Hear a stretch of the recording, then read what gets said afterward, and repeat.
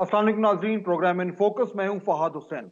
चीनी का स्कैंडल जो है वो खत्म होने का नाम नहीं ले रहा। उसकी वजह यह है कि जब वजीर आजम ने एक इंक्वायरी कमीशन बिठाया और उसे कहा कि ये बताइए कि चीनी की जो कीमत है उसमें इतना ज्यादा इजाफा क्यों हुआ और उसका जिम्मेदार कौन है, तो वो उस कमीशन ने अपनी इन्वेस्टिगेशन शुरू की। फिर रिपोर्ट आई। रिपोर्ट में ये कहा गया कि वजीर आजम के कुछ करीबी साथी जो हैं वो भी इसमें इन्वॉल्व हैं, उनके खिलाफ कुछ हद तक एक्शन भी हुआ, कुछ लोगों पे नजला गिरा।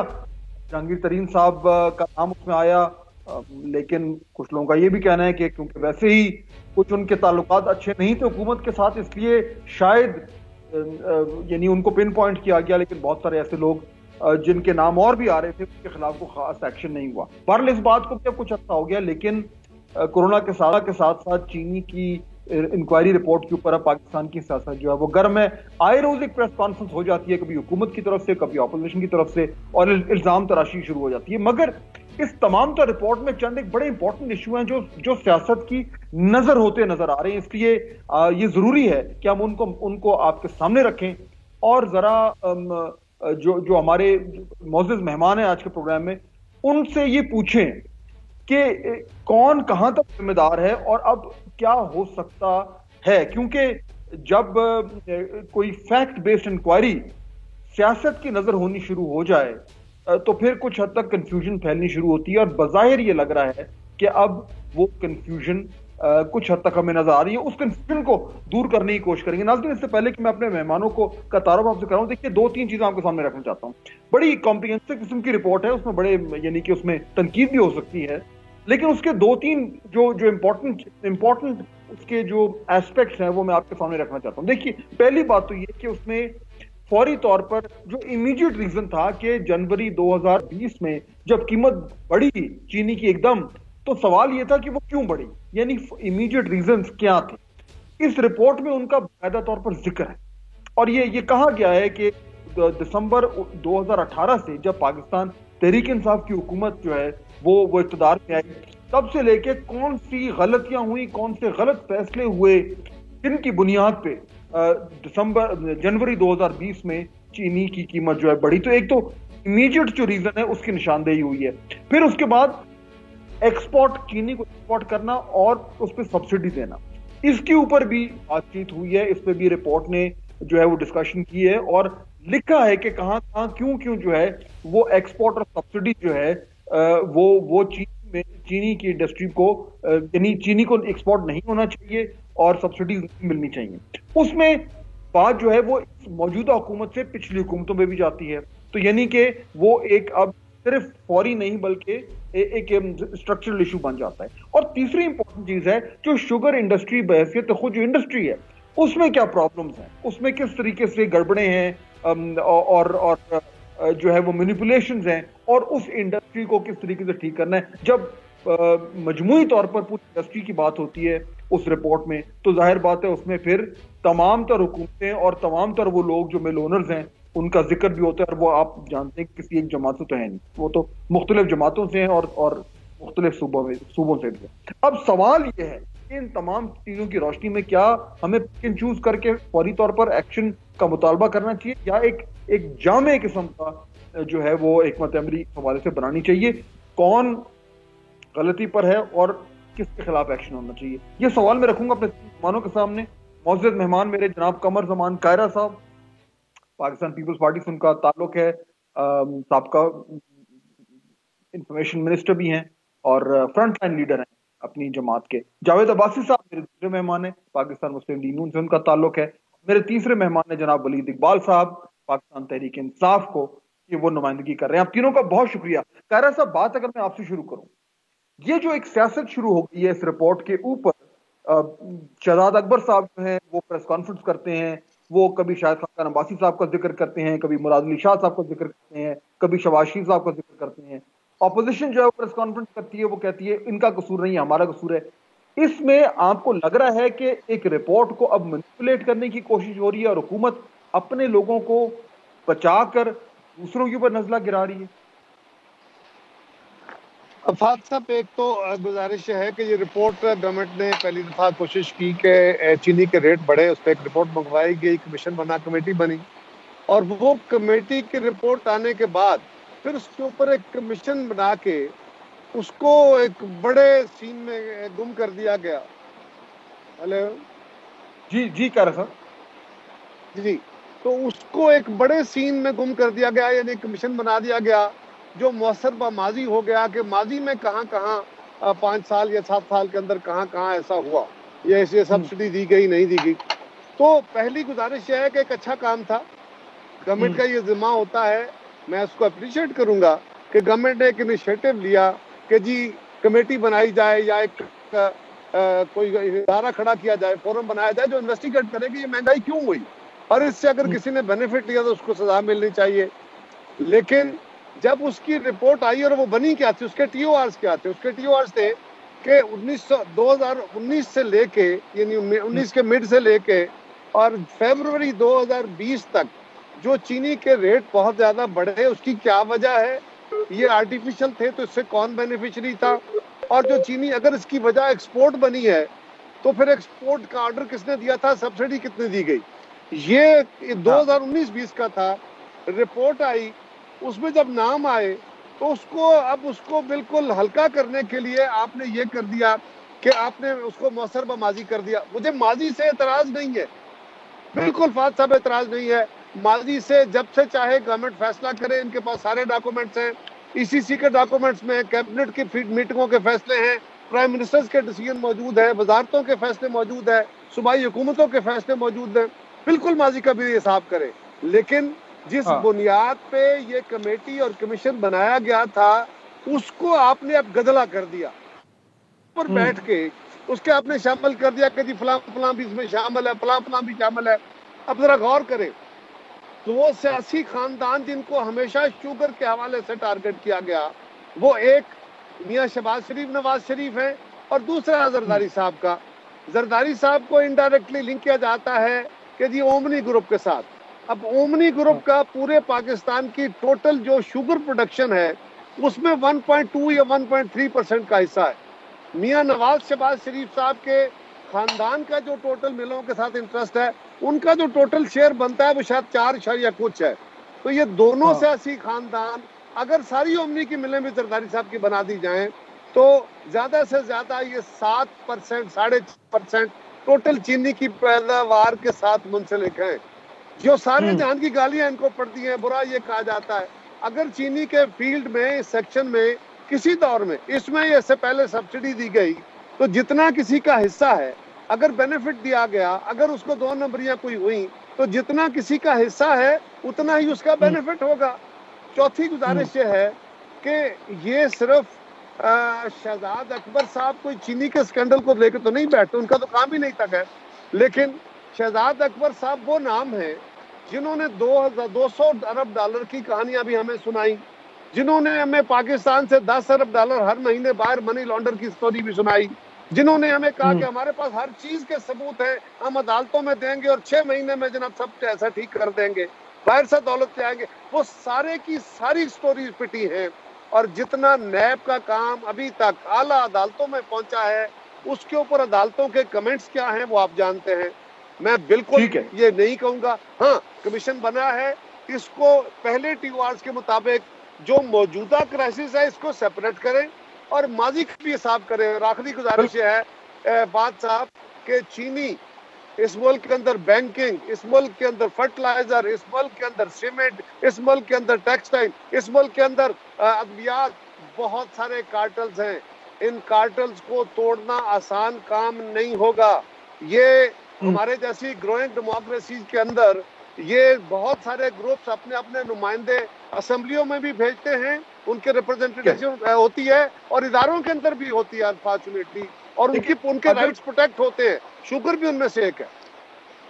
ठीक है, लेकिन वलीद इकबाल साहब ये जो बात हो रही है, देखिए अभी कायरा साहब भी वही बात कर रहे थे जो मैंने शुरू में कहा था कि रिपोर्ट के में तो ये सवाल था, बुनियादी सवाल ये था कि अभी प्राइस जो है वो फौरी तौर पर क्यों बढ़ी है, और उसके पीछे जो पिछले 1.5-2 साल की कहानी है उसमें क्लियरली रज़ाक दाऊद साहब का नाम भी आ रहा है, उसमें यह भी कहा जा रहा है कि जो जो पंजाब के वज़ीर आला ने फैसला किया वो भी ठीक नहीं था। रिपोर्ट लिख रही है कि जो एक्सपोर्ट है वो उस तरीके से फैसला जो था वो दुरुस्त नहीं था।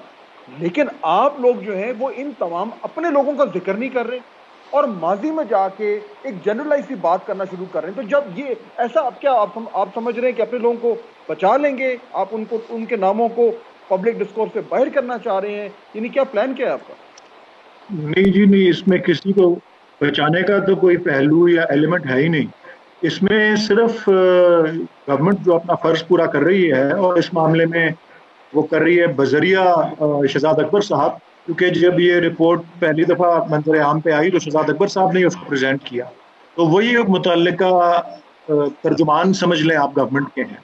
बात यह है कि इस रिपोर्ट के मंजर आम पे आने के बाद ऑपोजिशन की तरफ से और खासकर PMLN और खुसूसन शाहिद खाकान अब्बासी साहब सबसे पहले, और उसके अलावा मरियम औरंगजेब साहिबा ने अपना वतीरा बना लिया हुआ है कि उसमें सिर्फ इस बात के ऊपर मुसलसल गुमराह कर रहे हैं लोगों को कि जी प्राइम मिनिस्टर जो है वो जिम्मेदार हैं शुगर के बहरान के, चीफ मिनिस्टर पंजाब है या फाइनेंस मिनिस्टर या वो adviser to finance, prime minister on finance जो है वो, और इस तरह से असद उमर साहब जो वो हैं।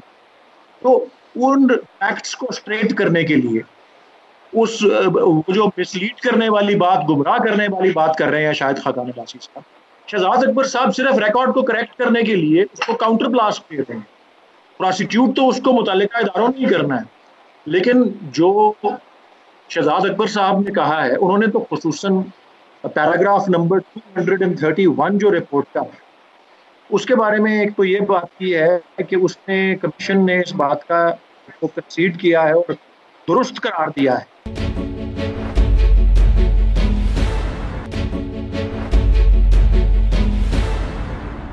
Export of sugar was one of the reasons for increase in sugar price के जो एक्सपोर्ट का फैसला था वो एक बुनियादी वजह थी जो प्राइस में, जो कीमत में इजाफा हुआ। और दूसरा, उसी रिपोर्ट में बिल्कुल ये क्लियरली लिखा हुआ है कि रजाक दाऊद साहब से जो है उनका जवाब जो है वो कन्विंसिंग नहीं था। जब उनसे पूछा गया कि आपने जब चीनी की कीमत बढ़नी शुरू हुई तो आपने एक्सपोर्ट क्यों नहीं रोका, रजाक दाऊद साहब का सवाल का जवाब बिल्कुल कन्विंसिंग रिपोर्ट कहती है। उस्मान बुज़दार साहब का जो फैसला था, रिपोर्ट खुद कहती है कि उनका फैसला दुरुस्त नहीं था। एक्सपोर्ट के हवाले से ECC का फैसला, रिपोर्ट खुद कहती है कि दुरुस्त नहीं था। ये तो आपके लोग हैं, ये तो आपकी गवर्नमेंट है, तो ये इसको किस तरीके से आप कैसे कह रहे हैं कि ये फैक्ट्स नहीं है? नहीं, मैं आपको अर्ज कर देता हूं। पहले तो जरा आप तरतीबवार देखें कि क्या किस चीज का मुआयना हो रहा था। पहली रिपोर्ट जब आई, पहली रिपोर्ट के अंदर दो बातों का आप दुरुस्त फरमा रहे हैं कुछ हद तक। पहली रिपोर्ट जब आई जो अप्रैल में आई थी, उसमें सवाल ये था कि जी चीनी की कीमत ऊपर क्यों गई, नंबर एक, और नंबर दो, ये अहम बात है, दूसरी बात, क्योंकि मेरे ख्याल बहुत ज्यादा फोकस चीनी की कीमत ऊपर जाने के ऊपर हो रहा है, दूसरी एलिमेंट पर नहीं हो रहा कि इसका फायदा किसको हुआ। और पहली रिपोर्ट ने दोनों बातें बताई। पहली आपने कहा जो जिस तरह दुरुस्त कहा, जी चीनी की कीमत एकदम ऊपर जाने की वजह उसकी एक्सपोर्ट थी, नंबर एक, और नंबर दो उसका फायदा किसको हुआ। उसका फायदा उन्होंने गिन के बताया कि, और नाम ले लेके बताया कि किन शुगर मिल्स को कितने फीसद हुआ, और दो तरीकों से हुआ, दोहरा फायदा हुआ। नंबर एक कि एक्सपोर्ट की वजह से चीनी की कीमत वैसे ऊपर गई क्योंकि पाकिस्तान के अंदर अवेलेबल क्वांटिटी कम होती गई, और नंबर दो सब्सिडी मिली, फायदा हुआ। ये जब पहली रिपोर्ट आई तो दूसरी जो रिपोर्ट फोरेंसिक रिपोर्ट से तभी बात पूरी हो जाए प्लीज। फोरेंसिक रिपोर्ट का मकसद ये था, ये तो पता लग गया कि फायदा किसको हुआ, ये तो पता लग गया कि वजह क्या थी, उसके पीछे क्या क्या गलत कारियां थी, उन गलत कारियों को एक्सपोज करने के लिए जो सारी सामने आ गई। जावेद साहब को इन्वॉल्व कर लो। जावेद साहब, अब्बासी साहब, यहाँ पे जिस तरीके से गवर्नमेंट इसको प्रेजेंट कर रही है, जो फौरी उसका रीजन था, जो अभी कायरा साहब भी जिक्र कर रहे थे कि जो बुनियादी TOR था वो ये था कि ये जो कीमत बढ़ी है इसके जिम्मेदार कौन है। उसमें पिछले 1.5-2 साल का जो कहानी है वो उस रिपोर्ट ने खोल के रख दी, उसका जिक्र को कर नहीं रहा गवर्नमेंट की तरफ से। तो क्या इस तरीके से वो जो तमाम फैक्ट्स हैं जिसमें रज़ाक दाऊद साहब का बार बार जिक्र हो रहा है, पंजाब का जिक्र हो रहा है, क्या वो फैक्ट्स गायब हो जाएंगे? क्या उन पे कोई बात नहीं करेगा जावेद अब्बासी साहब? बिस्मिल्लाह रहमान रहीम। बहुत शुक्रिया ख्वाज साहब। ख्वाज साहब, ये देखना पड़ेगा कि ये कमीशन ये रिपोर्ट बनाने के लिए क्या फैसला किया गया है, क्यों फैसला किया गया और ये फैसला किसने किया है। यहाँ तीन बड़े क्राइसिस आए थे। पहले दवाइयां का क्राइसिस आया तो उसमें तो कोई बना ना सके कमीशन, बावजूद के अपोजिशन का बहुत ज्यादा उस वक्त भी डिमांड थी कि आपने पाकिस्तान की तारीख में, हिस्ट्री में सबसे ज्यादा दवाइयों की कीमतें बढ़ाई हैं। और प्राइम मिनिस्टर साहब ने खुद मिनिस्टर को तो हटा दिया, उन्होंने कहा कि हम इसमें बनाएंगे, जिसका नहीं बनाया। उसके बाद आर्टर चीनी का क्राइसिस पैदा हुआ। ये मौजूदा हुकूमत के क्राइसिस वक्त में जो क्राइसिस पैदा हुआ, मैं सिर्फ उनकी बात करता हूँ। उसके नतीजे में इन्होंने एक जो पहले है एक इंक्वायरी टीम बनाई है, फिर उसके बाद कमीशन बनाया गया, उसकी रिपोर्टें मंगवाई गई हैं। अब ये देखना पड़ेगा कि जो ये रिपोर्ट जो इनकी हुकूमत ने बनाई है, इनके लोग बनाए हैं, इनके आधारे थे जिन्होंने बना के दिया। अब इस रिपोर्ट पे जरा आते हैं कि ये रिपोर्ट क्यों बनाई गई है। अब 20 साल पहले के लिए नहीं कहा गया था, 2 आवर्स में 10 साल पहले के लिए नहीं कहा गया था। वो कहा गया था कि अब भी एकदम चीनी की इतनी ज्यादा महंगाई और शॉर्टेज क्यों है और उसका जिम्मेदार कौन है, इसके लिए कमीशन बनाया गया है। अब वो जो रिपोर्ट आई है उसमें खुद लिखते हैं कि जिन दो बातें जो है वो बहुत इंपॉर्टेंट, जिस पर बहुत ज्यादा जरूरत है कि बात भी की जाए और जिम्मेदारी भी उसका तयन किया जाए कि इसकी एक्सपोर्ट की इजाजत किसने दी थी, किन लोगों ने दी थी, किस वक्त दी थी, क्या वो हालात एग्जिस्ट करते थे कि इन्हें एक्सपोर्ट की इजाजत दी जाती। एक और दूसरा ये कि सब्सिडी किसने दी है, सब्सिडी देने वाला वो किसने दिया और किन हालात में दी है। देखिए, तयन इन लोगों का करना है। इसके बाद का ये ख्याल है कि किन लोगों ने फायदा उठाया। देखिए, अगर आज पाकिस्तान में कुछ सब्सिडी देता है, पाकिस्तान की पहली हुकूमतें भी देती रही, आइंदा भी शायद कुछ सब्सिडी दे। अगर सब्सिडी आप इसलिए देते हैं कि पाकिस्तान की आवाम को फायदा हो, पाकिस्तान के आम लोगों को फायदा हो, प्राइसेस को कंट्रोल में रखा जाए और उसका फायदा आम लोगों को जाए, तो इसके लिए सब्सिडी तो दी जा सकती है ना। आप ये सब्सिडी अगर इसलिए देते हैं कि आपके चंद लोग, जो आपके चंद साथी हैं, वो एकदम फायदा उठा लें। इस रिपोर्ट में यह साबित हो गया है कि ये सब्सिडी देने का सिर्फ मकसद था कि चंद लोग, उसमें कोई भी शामिल है, मैं नाम नहीं दिला, उनको अगर फायदा हुआ है और पाकिस्तान के लोगों को नुकसान हुआ है, पाकिस्तान के लोगों के नाक पे डाका डाला गया, तो ये डिटरमिन करना फाद साहब सबसे जरूरी है कि जिन्होंने सब्सिडी दी सबसे बड़ा जुर्म उन्होंने किया है, दूसरा बड़ा जुर्म और उसका जुर्म जो है जिन्होंने एक्सपोर्ट किया है, इन लोगों को तयन करना चाहिए। इसके बाद ये देखना चाहिए कि किन किन लोगों ने फायदा उठाया है। ये हमेशा की तरह पीटीआई की हुकूमत है। जी जी ठीक, मैं ब्रेक ले लूं, वापस आते हैं डिस्कशन को से शुरू करते हैं। Let's take a quick break.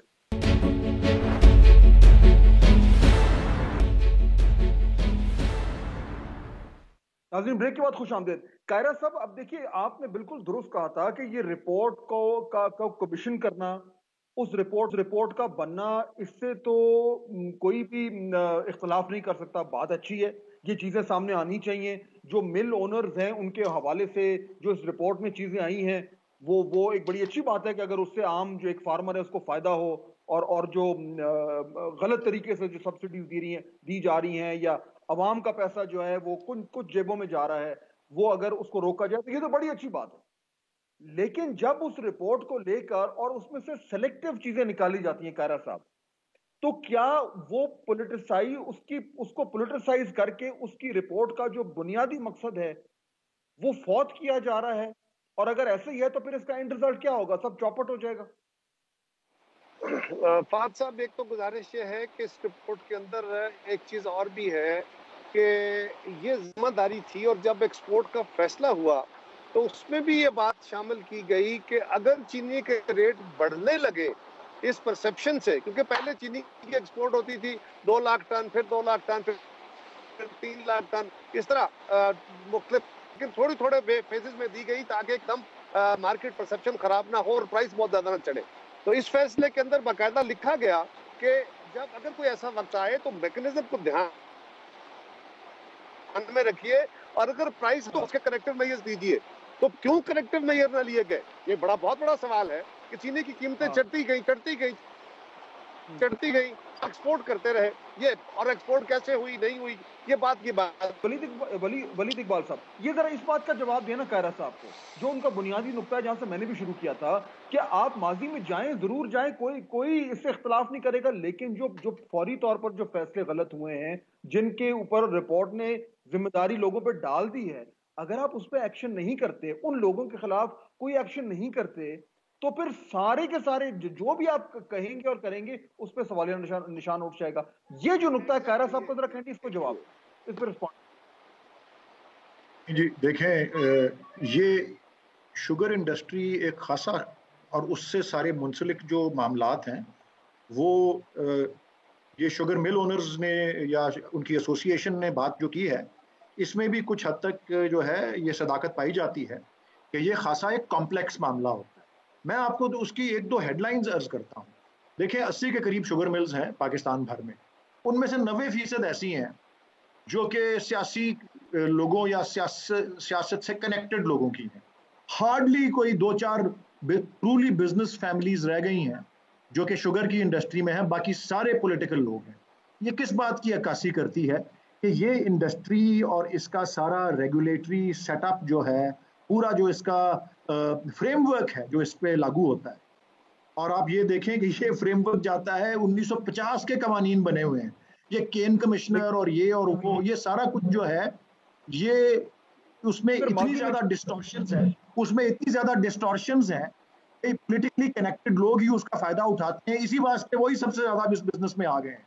और जब ये रिपोर्ट आई है, कैबिनेट को पेश हुई है, तो कैबिनेट ने जो रिकमेंडेशंस उसके बाद दी हैं, उनमें सबसे पहली जो है वो ये है, एक तो ये जो 6 फैमिलीज को या 6 ग्रुप्स को 10 मिलों को सैंपल के तौर पे देखा गया। एक तो इसको एक्सपैंड करके सारी मिलों को देखा जाए, सारी मिलों को देखें, और फिर रेगुलेटरी ओवरहॉल की जरूरत है सारी। सर बिल्कुल माजी में दूर जाए, लेकिन सवाल ये है कि जब टीओआर बने, पहली कमेटी बनी, उसको अपना काम करना चाहिए था, उसको किसी तरफ लगाना चाहिए था।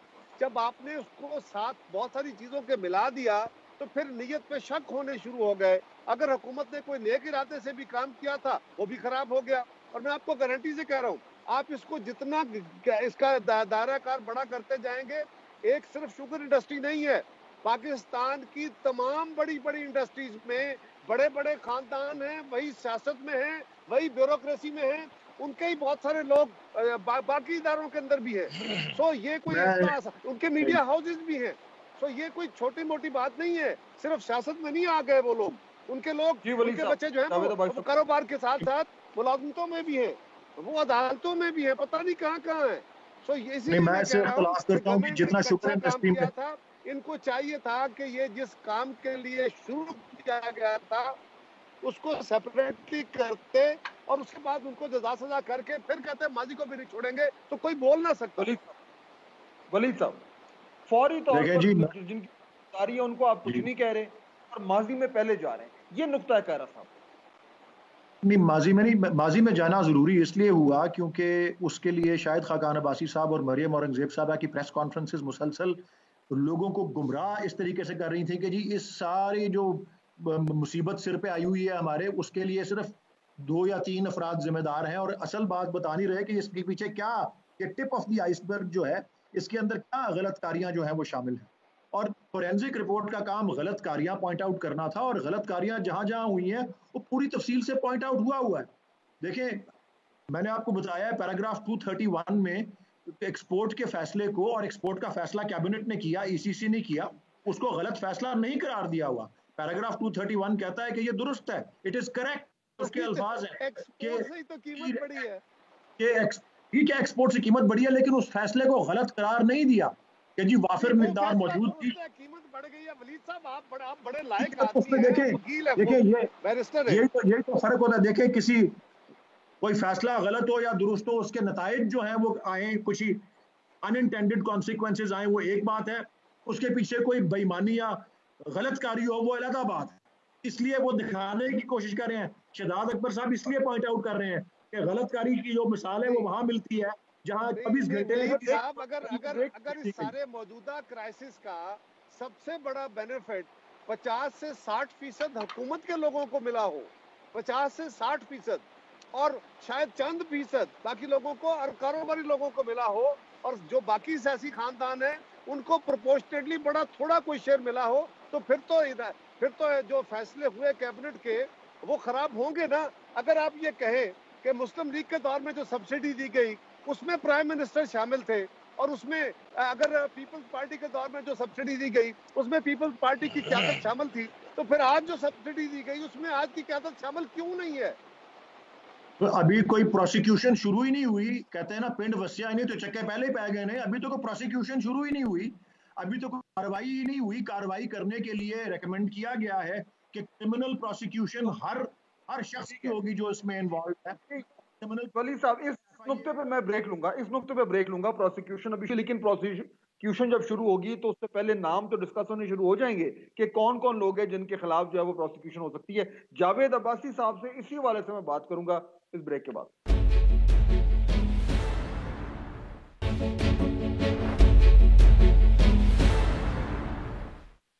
नाज़रीन, ब्रेक के बाद खुश आमदीद। जावेद अब्बासी साहब, अभी आप सुन रहे थे जो वलीद इकबाल साहब बात कर रहे थे। अच्छा, अब ये जो रिपोर्ट है अब्बासी साहब, ये जो पैरा 231 का जो जिक्र कर रहे हैं वलीद इकबाल साहब, ये मैं अपने नाज़रीन के लिए एक बार पढ़ देता हूं। ये पैराग्राफ ये कहता है, वलीद साहब ये बिल्कुल बात दुरुस्त कर रहे हैं कि the commission is of the view that it is correct that the country was in need of foreign exchange and there were sufficient stocks of sugar available. यानी कि ये वो रिपोर्ट मान रही है कि उस वक्त जो मुल्क को जो है वो फॉरेन एक्सचेंज की जरूरत थी और हमारे पास काफी जो स्टॉक था वो अवेलेबल था। लेकिन जावेद भाई साहब, ये वलीद इकबाल साहब ये मिस कर रहे थे, उससे अगला जो पैराग्राफ है, एक पैराग्राफ छोड़ के पैरा 233, वो ये कहता है कि response of mister Abdul Razak Dawood regarding the continuation of export of sugar despite price hike was not found convincing. यानी रज़ाक दाऊद साहब ने जब उनसे पूछा गया तो उनका जो जवाब था कि वो एक्सपोर्ट क्यों जारी रखी, वो उनका जवाब जो था वो इत्मीनान बख्श नहीं था। और फिर वलीद साहब ये भी कोटिंग कर रहे थे जावेद भाई साहब, पैरा 234, जिसमें ये कहते हैं कि जब चीनी की कीमत बढ़नी शुरू हो गई तो एक्सपोर्ट को रोक देना चाहिए था, वो भी नहीं रोका इन्होंने, ये भी गलती थी। इन तमाम गलतियों का जिक्र पीटीआई नहीं कर रही जावेद भाई साहब, क्यों? मेरी अगली पिछली बात अगर पूरी होने देते तो इन सवालों का जवाब मैं उसी वक्त दे देता। मैं आप अपनी बात वहां से कंटिन्यू करूंगा कि देखें, ये एक इंसिडेंट हुआ, कीमतें बढ़ाई गई हैं, जब कीमतें महंगी हो गई हैं, पाकिस्तान में चीनी की किल्लत हुई है, तो क्राइसिस जब पैदा हुआ है तो पाकिस्तान के लोग उठे, अपोजिशन उठी है, सवाल उठाए गए और उस वक्त ये कमीशन बनाया गया है। अब ये डिटरमन क्या करना है, अगर ये डिटरमन करना है कि जिन लोगों जिनकी शुगर फैक्ट्रीज हैं, इंडस्ट्रीज लगी हुई हैं, जिनकी मिलें हैं, देखें उन्होंने, वो बिजनेसमैन सारों ने वो फायदा तब है जब हुकूमत फायदा दिया है। अगर हुकूमत उनको सब्सिडी ना देती, हुकूमत अगर एक्सपोर्ट की इजाजत ना देती, एक्सपोर्ट की अगर इजाजत एक दफा दे भी दी थी, जब इन्हें से पता चल गया था कि अब कमी आ रही है, मार्केट में चीनी की कमी हो गई है, इन्हें फौरी तौर पर उसे विड्रॉ करनी चाहिए थी, ये काम इन्हें नहीं किए। तो इसकी जिम्मेदारी मेरी नजर में कैबिनेट और हुकूमत थी और चीफ मिनिस्टर पंजाब थे।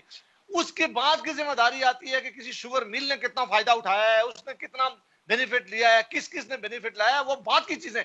ये आज पहले डिटरमिन करने की जरूरत है कि क्या इन्होंने सब्सिडी दी थी, क्या इस वक्त सब्सिडी देने की जरूरत थी, किन लोगों के कहने पर दी गई है, किन लोगों ने इनको इन्फ्लुएंस किया है और किन लोगों ने फायदा किया है। क्योंकि पाकिस्तान की आम आवाम जो है वो 45 रुपए की चीनी 80 रुपए खरीदते रहे, हर बार रुपए का उनका टिक्का लगा, उसके जिम्मेदार कौन है?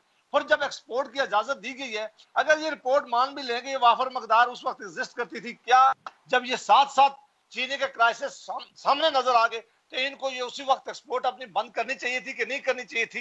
ये फैसला किसने करना था?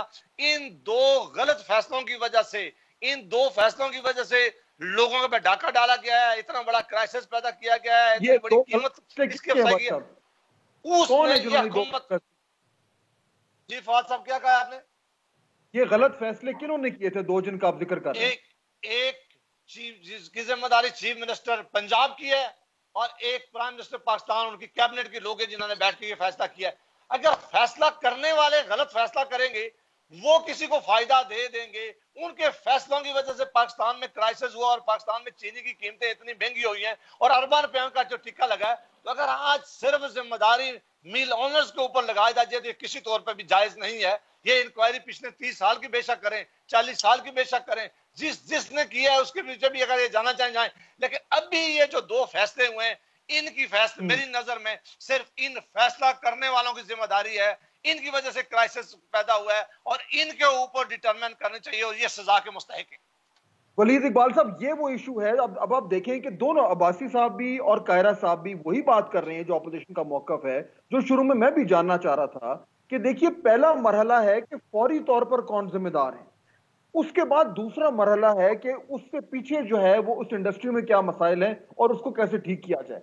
अगर आप पहले मरहले को एड्रेस नहीं कर रहे, फौरी तौर पर जो लोग जिम्मेदार हैं, और आप उससे छलांग मारकर पिछले जो दूसरा मरहला है उधर जा रहे हैं, तो फिर पूरी की पूरी जो एक्सरसाइज है उस पर उसकी क्रेडिबिलिटी पे निशान उठता है। और फिर यही बात होगी कि यही तो वो रिवायती सियासत थी जो जिसके बारे में कहा जाता है, आप लोग कहते हैं कि जी पीपल्स पार्टी हो या नून लीग हो, वो अपनों को बचाते थे और दूसरों को पकड़ते थे। अब अगर आप वही कर रहे हैं कि अपनों को बचा रहे हैं और दूसरों को पकड़ रहे हैं, तो फिर आपकी सियासत में और पीपल्स पार्टी और नून लीग की सियासत में फिर क्या फर्क रह जाएगा? देखें जी, एक तो पहली बात यह है, और अभी आपने गौर किया होगा अगर, मैं काफ़ी सारे प्रोग्राम्स में पिछले चंद दिनों में आया हूँ जिसमें ये मौजूद डिस्कस हुआ। पहले मुसलसल ये खुर्रम दस्तगीर साहब, जावेद अब्बासी साहब तो आ जाए हैं, लेकिन ये खुर्रम दस्तगीर साहब और मुसद्दिक मलिक साहब और 3-4 और इनके नुमाइंदे जो हैं, ये और शायद खान साहब अपनी कॉन्फ्रेंसेस में क्या कहते रहे कि जी इनको पकड़ें जिन्होंने एक्सपोर्ट का फैसला किया, इनको पकड़ें ये जिन्होंने इसको अप्रूव किया, कि जी इजाजत देने वाले कौन थे, फायदा उठाने वाले तो बाद की बात है। तो आज जावेद अब्बासी साहब ने पहली दफा आपके उन पैराग्राफ्स के पॉइंट आउट करने के ऊपर अब ये टर्मिनोलॉजी चेंज हो रही है। अब ये कि नहीं जी, अब क्योंकि ये रिपोर्ट ने ये कहा है कि जी एक्सपोर्ट का फैसला दुरुस्त था, फॉरेन एक्सचेंज की जरूरत भी थी और वाफिर मिकदार में स्टॉक्स भी अवेलेबल थे, लेकिन उस फैसले के किए जाने के बाद कुछ ऐसे हालात पैदा हुए कि उस एक्सपोर्ट को जारी नहीं रखना चाहिए। और अब ये जावेद अब्बासी साहब आज ये पहली दफा ये कह रहे हैं कि जी ये जारी ना रखने के ऊपर कोई सद्देबाब क्यों नहीं किया, अब इसको पकड़े आप जाके। बात यह है कि इसमें गलतकारी जो है वो जहां जहां इन्वॉल्व है वो फोरेंसिक रिपोर्ट ने एक्सपोज की हुई है और उसके अंदर बहुत बड़ी फहरिस्त है। और मैंने जिस तरह अर्ज किया कि वो, क्योंकि ये मामला इतना सिंपल है नहीं कि उसको आप एक आइसोलेशन में एक वाकई देखें, उसको सारी की सारी इंडस्ट्री को और किस तरह से वो रन होती है और किस तरह से उसका फायदा उठाया जाता है और सारी इंडस्ट्री को उसमें। और मैं एक बात और अर्ज कर दूं कि 2017 की जो कमीशन ऑफ इंक्वायरी की एक्ट, इसका काम तो होता है इन हकायक को सामने ले आना, प्रोसिक्यूट करना और पनिश करना तो अदालत का ही काम होता है, और प्रोसिक्यूटिंग एजेंसी अपने केस को लाती है और जो अपना डिफेंड करने वाले होते हैं उनके पास ये बड़ा क्लियर एक रिकोर्स अवेलेबल होता है कि जी मुझे सिंगल आउट किया गया है, फलां मेरे साथ इन्वॉल्व था, फरीक था, ये इसमें मेरे हमरा शामिल था, उसे भी वो अदालत पकड़ती है उसको भी। तो अगर किसी प्रोसिक्यूशन में कोताही होती है, किसी को ओवरलुक किया जाता है, वंस अगेन जो गलतकारी में इन्वॉल्व है, जो कि रॉन्ग डूइंग में इन्वॉल्व है, तो वो सारे उसकी जद में आते हैं, बचता कोई भी नहीं। मैं फवाद साहब एक सवाल अगर जी पूछें। वलीद साहब से सिर्फ इतना पूछने की मेहरबानी करके बताएं कि इस कीमतें बनने की, ये जो कीमतें थी जो अरबों रुपया का टिक्का लगा है, इसकी जिम्मेदारी इनकी नजर में कौन है? इनकी नजर में हुकूमत नहीं, ये सिर्फ मिल ओनर्स है? ये सिर्फ इसका जवाब बता दें मुझे। जी वली साहब। देखें जी, कीमत ऊपर क्यों गई वो तो पहली रिपोर्ट वाजे कर चुकी है। कीमत ऊपर जाने की वजह उन्होंने ये बताई कि कीमत ऊपर जाने की वजह एक्सपोर्ट है और उसका फायदा हुआ दो तरीके से शुगर मिल्स को। ये दो चीजों का फैसला पहली रिपोर्ट ने किया था कि एक्सपोर्ट की वजह से वो ऊपर दी है। तो यही तो मेहरबानी करके ये डिटरमाइन करेंगे जिन्होंने एक्सपोर्ट की इजाजत दिया और जिन्होंने सब्सिडी दिया, ये रिस्पॉन्सिबल हैं जिसकी वजह से कीमतें महंगी हुई हैं। पहले तो इनके ऊपर तो कोई डिटरमाइन करेंगे, इन लोगों को तो सजा मिलनी चाहिए और उसके बाद मिल लोगों पर जाना चाहिए आपको। नहीं, सजा तो उसी को मिलती है जिसने कोई गलतकारी की हो और जिसने कोई फायदा नाजायज उठाया हो किसी चीज का। करप्ट प्रैक्टिस क्या होती है? करप्ट प्रैक्टिस होती है अपने ओहदे को नाजायज इस्तेमाल करना जाती फायदे के लिए। तो जाहिर है चंद लोगों को अगर फायदा देंगे तो ये अपने ओहदे के साथ इंसाफ होगा। अब गुजारिश ये है कि हम कह रहे हैं कि आपसे पहली कैबिनेट्स ने अगर फैसले किए तो उनके फैसले इसलिए गलत थे कि उन्होंने किसी खास ग्रुप को फायदा दिया। इस दफा आपके ग्रुप को, आपके पार्टी के लोगों को बड़े फायदे हुए, लेकिन इस दफा आप कह रहे हैं कि हमारी क़यादत का कसूर नहीं है। ये फैसला करना कि वो बोनाफाइडली फैसले हुए और मारूंगा। अब ये कमीशन जो है इसके मुख्तलिफ सेक्शन दे दिए जाएंगे, कोई FIA को, वैसे नैब वाले तो वैसे ही सोए हुए हैं, बादशाह लोग हैं, अरबों रुपए का फ्रॉड हो गया, नैब सोया हुआ है। भाई जागो ना जज साहब, कहीं से आप जहां भी हो आप भी तो उठो। एक कमीशन की रिपोर्ट आ गई है, अब कोई थाने वाले करेंगे, कोई FIA करेगा, कोई नैब करेगा, और जब प्रोसिक्यूशन की बारी आएगी तो किसी के पास कुछ नहीं होगा। ये कमीशन के जो बंदे हैं ये तो प्रोसिक्यूशन में पेश नहीं होंगे। वहां जो प्रोसिक्यूशन वाले होंगे वो केस फाइल भी पूरी तरह लड़ सके जिस तरह बाकी केसेस का हो रहा है। और मैं आपको कह रहा हूँ कि इस पूरे कार्टेल का इतना पार है, और पूरे ओवरऑल हमारे सिस्टम के अंदर जो कार्टेल्स हैं इनको छेड़ने के लिए आपको तहम्मुल से चलने की जरूरत थी। और इसका टेस्ट, लिटमस टेस्ट जो होगा गवर्नमेंट का, वो होगा कि जिस POR पे ये कमीशन या कमेटी पहले बनी, पहले उसका फैसला करके सजा दे, बाकियों को सेपरेट करके उसका भी देखें।